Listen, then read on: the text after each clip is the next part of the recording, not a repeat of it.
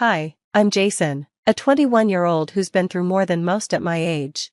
Growing up, I always felt like I was in the way. After my parents divorced when I was 10, my life became a ping-pong game. Mom had her new boyfriend, and Dad was quickly remarried. Neither of them seemed to remember they had a son who needed a place to call home. I just needed to figure things out.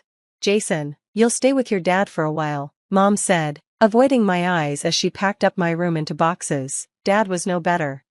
Your mom should be taking care of this, not me, he muttered when I arrived with my bags. The back and forth continued, each day growing shorter and their patience thinner.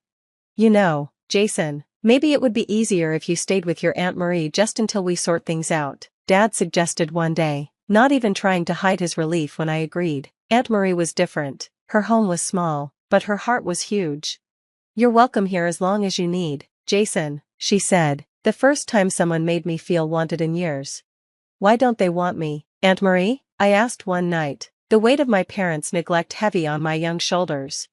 It's not about you, Jason, it's their loss, not yours, she replied, her words a balm to my aching heart. Living with Aunt Marie wasn't just about having a roof over my head, it was about building a life.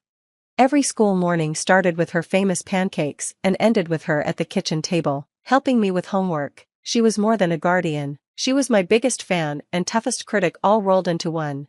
You're smarter than you think, Jason, apply yourself, and you'll go far, she'd say, pushing me to dig deeper in my studies. Under her guidance, I started excelling in school. It wasn't just about making good grades, it was about proving to myself that I could be someone who wasn't defined by my parents' abandonment. Every A on a test, every successful project, wasn't just a win for me, it was a win for us. As I grew older, interactions with my parents became increasingly rare and emotionally distant. Phone calls on birthdays or a card during the holidays were the extent of their efforts, each one feeling more like an obligation they couldn't wait to fulfill. Hey sport, how's school? Dad would ask with an almost scripted detachment. It's going well, thanks, I'd reply, keeping it brief. The calls usually ended as quickly as they started, leaving a hollow feeling that lingered a bit longer each time. But Aunt Marie's presence made up for it all. She was there for every important moment, my first soccer goal, my high school graduation, and every small victory in between. It's not where you come from, Jason, it's where you're going, remember that, she'd remind me whenever I felt the sting of parental neglect. By the time I was ready for college, I had grown into a strong, independent young man, largely due to her influence. Aunt Marie drove me to college orientations, helped me fill out applications, and celebrated with me when the acceptance letters came in. We did it, Aunt Marie, I told her the day I got my acceptance to State University, my first choice. We sure did, kiddo, she replied, her eyes misty with pride. Her unwavering support wasn't just about fulfilling a duty, it was about providing me with the foundation of love and encouragement every child deserves. As I moved into my college dorm, looking back at her waving from the car, I knew that no matter where life took me, the lessons she taught me and the love she gave would always be with me, guiding me forward. The news came during my sophomore year of college. My grandfather, whom I hadn't seen much since I was a kid due to my parents' split but whom I loved very much, had passed away. The news hit me like a thunderbolt, a shock I hadn't anticipated, but the real surprise wasn't just his passing, it was what he left behind for me. According to his will, I was to inherit $1 million. I remember sitting in the lawyer's office, feeling a mix of grief and disbelief. Your grandfather always spoke highly of you, Jason, he believed in your future, the lawyer told me as he handed over the documents. I was overwhelmed. My grandfather had watched from a distance, but still saw something in me worth believing in. It was a stark contrast to my parents, who seemed to have forgotten I existed unless it was convenient for them. The inheritance felt like a validation of my efforts and my worth, a reward for all the pain caused by my parents' neglect and abandonment. But it also brought an unexpected complication, the sudden reappearance of my parents. Almost overnight, they were back in my life, their affection overflowing in a way that felt jarring and insincere. Jason, we've missed you so much, Mom said over the phone, her voice dripping with an emotion that didn't quite reach her words. We were just thinking about how long it's been since we all got together, Dad added, as if years of neglect could be brushed aside. Their timing seemed too coincidental to be genuine. It was clear they were aware of the inheritance, and it pained me to realize their sudden interest was likely driven by the knowledge of that $1 million. The calls and messages increased, each filled with feigned concern and hollow sentiments. "We should catch up, Jason. It's been too long," Mom would say, but all I could hear was the unspoken, "We should talk about that money."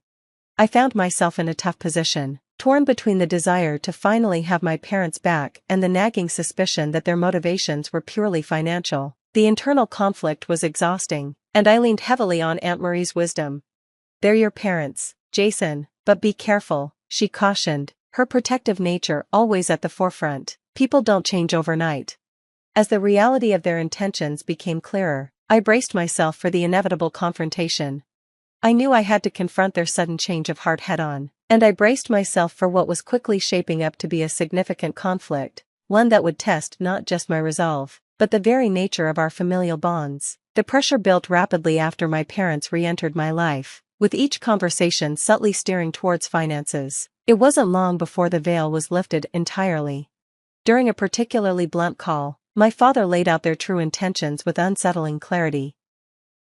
"Jason, I've got some debts that have piled up, and your siblings need support for their education. You have the means to help," Dad said, his voice a mix of faint casualness and desperation. The word family suddenly became a tool wielded with precision to guilt me into opening my wallet. My initial shock at the directness of his request quickly turned to frustration.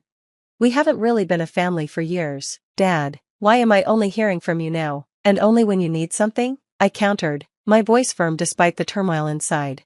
"It's not like that, Jason. We've always cared about you," Mom chimed in, her tone soothing but lacking sincerity. The conversation escalated into a confrontation as I challenged their sudden affection. "You can't just walk back into my life and expect me to solve your problems. Where were you when I needed you?" I demanded.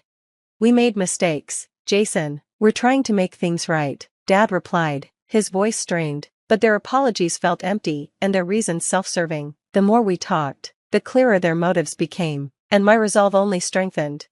I remembered all those years with Aunt Marie, the stability and love she provided without expecting anything in return. That was what family was supposed to be.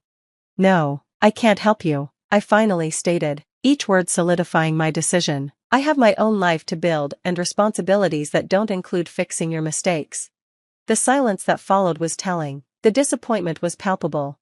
But with the pain of the confrontation came a deep sense of relief. I had stood up for myself, establishing boundaries that were long overdue. As I sat back, the weight of the conversation pressing down on me, I recognized it as a pivotal moment, one that redefined the dynamics of our relationship. I was no longer the child left behind. I was an adult taking control of my life and my choices. The confrontation, though painful, was necessary. It marked a significant turning point in my journey, reinforcing my independence and my commitment to live a life defined not by the past, but by the values and people who truly mattered. With the decision to stand firm made, I knew I needed to ensure my future and my inheritance were protected. I met with a lawyer to explain the situation and my intentions to invest wisely and secure both my and Aunt Marie's futures. The lawyer advised me on setting up trusts and investment accounts that would safeguard the money and allow it to grow responsibly. "Let's make sure your financial future is as secure as possible, Jason. You've got a good head on your shoulders," the lawyer remarked, approving of my plans to prioritize education and long-term investments. With legal protections in place, I felt a profound sense of relief. For the first time in a long time, I was making decisions entirely on my own, free from manipulation or guilt. Returning home to Aunt Marie, who had been my rock throughout this entire ordeal, I sat at our old kitchen table, the same one where we'd shared countless meals and conversations. I told her everything. "Aunt Marie, I've taken care of the inheritance. There's something else. I've set up a fund for us, for the home improvements you've always talked about and maybe even a trip to Europe, like you've always wanted," I said, watching her reaction closely. Tears welled up in her eyes as she reached across the table and squeezed my hand. "Jason, you didn't have to do that. I didn't take care of you for any of this." "I know, Aunt Marie," I replied, my voice thick with emotion, "but you gave me a family when I had none. You deserve everything and more. You are the most deserving person of this money. You're the one who took care of me, taught me love, and gave me attention. You are my true mother." The realization of what family truly meant had never been clearer. Family wasn't just about blood relations. It was about who stood by you during your lowest moments, who supported you without conditions, and who loved you unconditionally. Aunt Marie was my family in every way that mattered. Reflecting on the entire journey, I understood that the love and support she provided were the true essence of family. I came to realize that the challenges I faced with my parents were not merely obstacles, but valuable lessons that had fortified my resolve and deepened my understanding of loyalty and love. As I looked to the future, I felt more confident and secure in who I was and in my ability to navigate whatever life might present. With Aunt Marie by my side and a clear path ahead, I was ready to embrace new possibilities. I understood that true wealth wasn't measured by my bank account but by the relationships that had endured and the resilience I had gained. The clarity about what truly matters and the strength to stand up for myself were the real inheritances from my grandfather and father. These lessons would guide me long after the money was spent, ensuring that I lived a life rich in love and integrity, a life that Aunt Marie and I would build together. That concludes our story. Now, here's a question for you. Is it ever justifiable to cut off family members financially if they only show interest when they want something? Share your thoughts and experiences in the comments below. If you found this story impactful, please hit the like button and subscribe to the channel for more thought-provoking content. Your support helps us bring these stories to light. Let's continue the conversation and explore these complex family dynamics together.